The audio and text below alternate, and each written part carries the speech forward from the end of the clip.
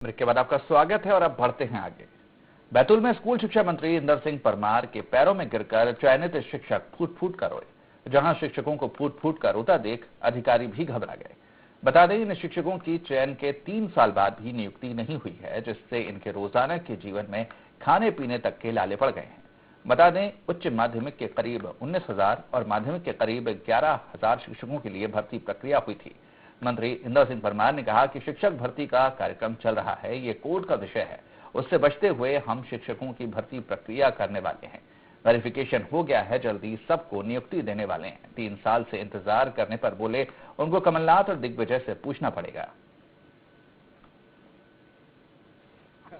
आपने 15 अगस्त का कहा था हम लोग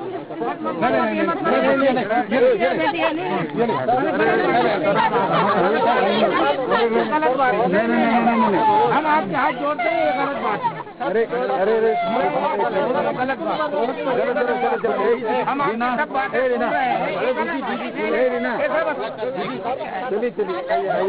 इधर आ जाओ। सर, हम चयनित शिक्षक है। 3 साल से हम लोग बस लगातार यही प्रयास कर रहे हैं कि हमें नियुक्ति मिले, लेकिन हमें आज तक की नियुक्ति नहीं मिली है। हम चाहते हैं कि इस 15 अगस्त पे हमारे स्कूल में झंडा हम ध्वजारोहण करें। सर, 2011 में वैकेंसी निकली थी, उसके बाद से सीधे 2018 में वैकेंसी थी। बस आश्वासन के लड्डू दिए जा रहे हैं कि आपको हम नियुक्ति जल्दी से जल्द करवाएंगे। सारी प्रक्रिया जब पूर्ण हो चुकी है तो हमें नियुक्ति देना चाहिए ना। शिक्षक भर्ती का कार्यक्रम चल रहा है हमारा।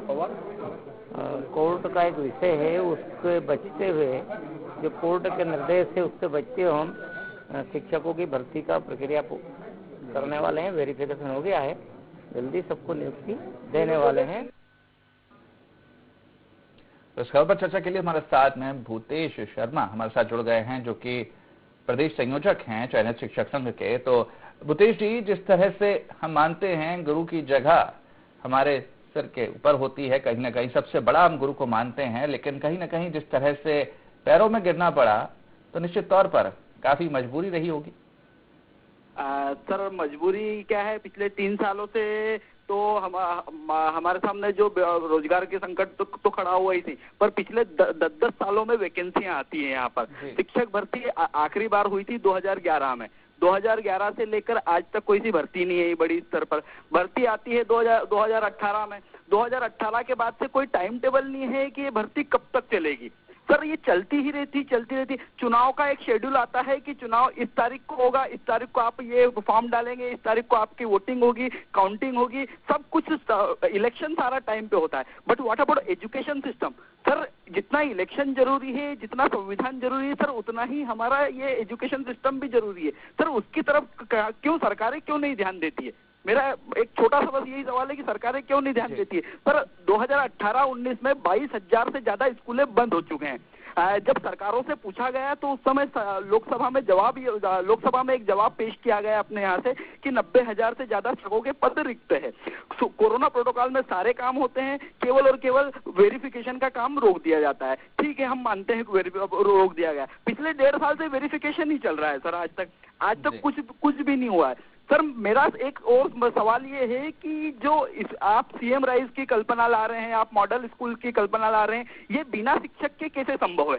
केवल कागजों पे संभव होगी क्या? ये जो इतना पैसा आप इन्वेस्ट कर रहे हैं, बिना शिक्षकों के केवल इंफ्रास्ट्रक्चर के आधार पे ही क्या सब कुछ कर लेंगे? सर, एजुकेशन सिस्टम पूरी तरीके से बस्ट हो रहा है और उसकी तरफ कोई भी ध्यान नहीं दे रहा है। बिल्कुल, आप हमारे साथ बने रहिए। भूतेश जी, हमारे साथ में चयनित शिक्षक पूनम भी जुड़ गई है। पूनम जी, आपसे मैं जानना चाहूंगा कितनी परेशानियां आप लोगों को हो रही हैं। 3 साल से आप इंतजार कर रहे हैं, चयनित हैं, उसके बावजूद भी नियुक्ति नहीं मिल पा रही है, तो कितनी परेशानियां हो रही हैं? जी नमस्कार, मैं बैतूल जिले से पूनम राठौर बोल रही हूँ जी। एक्चुअली सर, हम लास्ट 3 ईयर से अपनी नियुक्ति का सपना सजोए हुए हैं और लास्ट 3 ईयर से हम लोग आर्थिक और मानसिक रूप से भी जूझ रहे हैं। एक्चुअली प्रॉब्लम ये है सर कि हम ज्वाइनिंग के लिए हमें तैयारी करना था एग्जाम के लिए, तो हमने अपनी जॉब छोड़ी उसके लिए। उसके बाद सर जैसे तैसे किसी स्कूल में हमने ज्वाइन किया, तभी कोरोना काल आता है और हमारी हाथ से जॉब चली जाती है। उसके बाद हम किसी स्कूल में भी अगर ट्राई करते हैं तो उन्हें पता है ये लोग सेलेक्टेड हैं, तो वो यही हमें कहते हैं कि आप 1 महीने 2 महीने कभी भी हमें छोड़कर जा सकते हैं, तो वो हमें अपॉइंट नहीं करते हैं।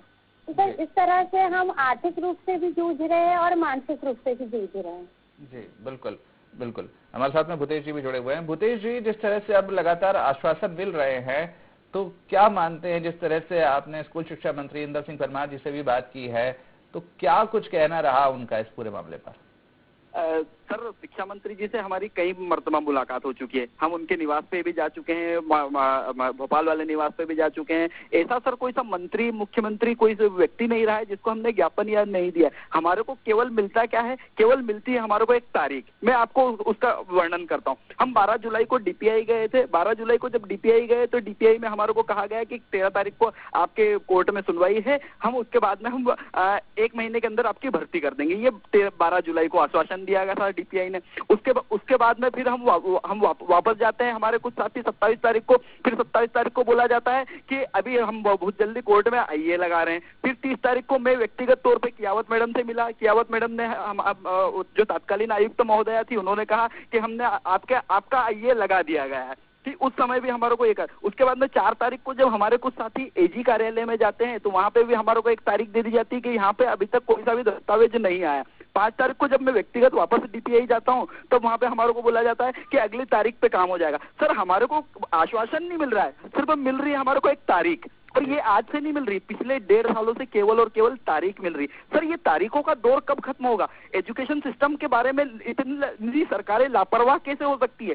पहले ऐसा कहा जाता था कि हर 3 किलोमीटर पे स्कूलें खोली जाती थी, पर क्या अब सरकारों का ऐसा प्रोग्राम है कि हर 3 से 5 किलोमीटर पे मधुशालाएं खोली जाएगी, पाठशालाओं को बंद किया जाएगा? सर, जो 18-19 में जो 22,000 स्कूलें बंद हो गई है, उनका क्या मतलब? सारी चीजें, एजुकेशन सिस्टम पूरी तरीके से बस्ट हो चुका है। सरकार का ध्यान बेरोजगारों की तरफ बिल्कुल भी नहीं। कोई से भी सरकार हो, कांग्रेस सरकार ने भी कुछ नहीं किया, बीजेपी सरकार ने भी कुछ नहीं किया। सर, ये केवल और केवल क्या है कि बेरोजगारों को प्रताड़ित कर रहे हैं। हमारा, सर, हम बेरोजगार हैं, हमारा कोई धर्म नहीं, रोजगार ही हमारा धर्म है। और सर, हम चाहते हैं कि एजुकेशन सिस्टम ऊपर जाए। मामा जी का जो सपना है एक अच्छा भारत, अच्छा मध्य प्रदेश, उत्कृष्ट मध्य प्रदेश, सर वो कैसे साकार होगा? आप इतनी सारी चीजें लाते हैं कि आपको सीएम राइज योजना लागू करना है। कौन कौन सी योजना? सर, बिना शिक्षकों के कैसे संभव है? आपके यहाँ 70 से 80 हजार अतिथि शिक्षक काम करते हैं।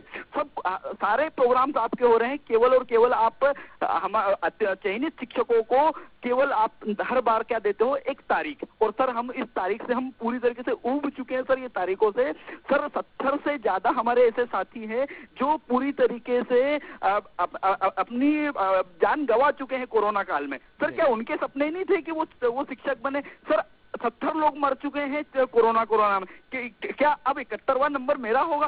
सर, केवल फिर वापस हमारे को तारीख ही मिलेगी अब क्या? जी बिल्कुल, निश्चित तौर पर हम आपकी समस्या भी समझ सकते हैं, जिस तौर पर जिस तरह से आप लोगों को नतमस्तक होना पड़ा मंत्री के सामने, क्योंकि आप लोगों की परेशानी है, 3 साल से इंतजार कर रहे हैं और कहीं ना कहीं परेशानी लगातार बढ़ती जा रही है। तो अब लगातार आप मांग कर रहे हैं, अभी आपकी मांग पूरी होती हुई नजर नहीं आ रही, लेकिन क्या कुछ आगे कदम रहेगा आप लोगों का इस पूरे मामले पर? सर, देखिए, कदम तो कुछ भी नहीं। अभी चूंकि मंत्री जी हमारे को कई बार आश्वासन दे चुके हैं, अभी भी उन्होंने 15 अगस्त का आश्वासन दिया है। सर, 15 अगस्त तक के आश्वासन का हम इंतजार कर रहे हैं।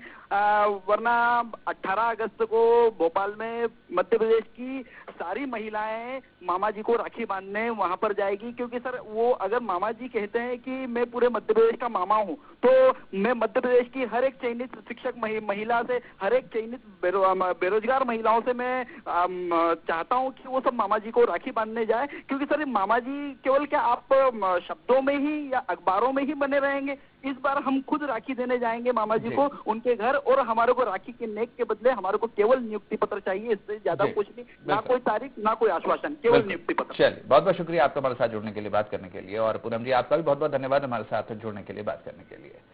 तो पिछले 3 सालों से इंतजार कर रहे हैं चयनित शिक्षक नियुक्ति का, लेकिन उनको नियुक्ति नहीं मिल पाई है, जिसको लेकर आज मंत्री के सामने नतमस्तक नजर आए, उनके पैरों में गिरकर मांग की कि उनको जल्द से जल्द नियुक्ति दी जाए। तो फिर इस बुलेटिन में इतना ही। आप बने रहिए IND 24 के साथ।